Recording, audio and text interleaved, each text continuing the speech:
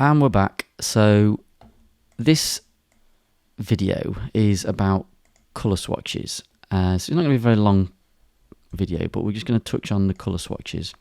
So when we draw something, by default, we will pick up the colours that are in the colour swatches. So as you can see, pink fill, orange outline. And these swatches are things that are created by default by Illustrator. A bit like a pack of crayons you'd buy from the shop. They come with a predetermined different palette of colours, which means that you can dip and create things straight off the bat. You don't have to worry about different things like making colours. However, once you've got the colours, you can actually change them. So if I wanted to change this pink, if I double click on the pink there, it gives me my complete colour picker spectrum, and I can choose whatever colour I want now. So I can go to any shade within green, whether it be light, whether it be dark. I can pick anything I want, and that colour will be there. It won't appear in here. It hasn't changed that pink. That pink's still there. It hasn't turned that pink into a green. It's just created a new colour, and I can do the same with the outline. So if I wanted that outline to be blue, there we go. Just make it bigger so you can see it. Again, it's not added that colour in here.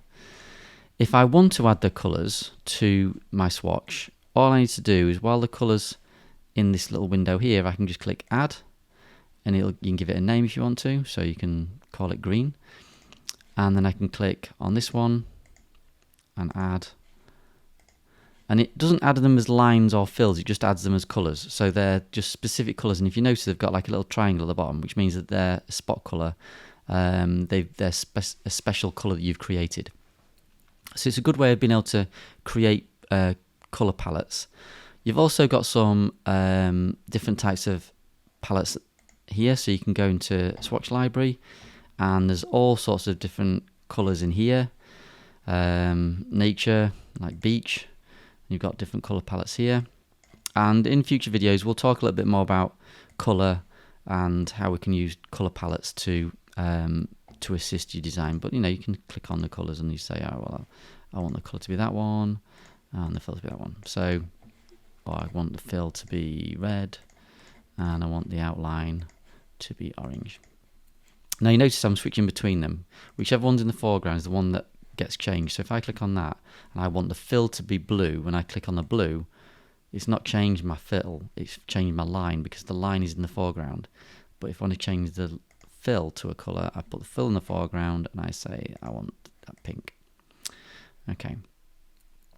So you can add colour libraries and things like that. So using swatches is quite good. You've also got like this little swatch icon here, so I can just use my eyedropper. And I can change colours in here. Again, it's the one that's in the foreground that's changing.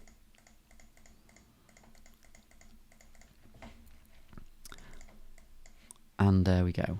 So that kind of like wraps up the basics of Illustrator. In the next videos, we're going to be creating actual content rather than just drawing random things like squares and circles. We're going to actually be creating illustrations. So we'll end that there. It's just about an hour, so I'll see you in the next video.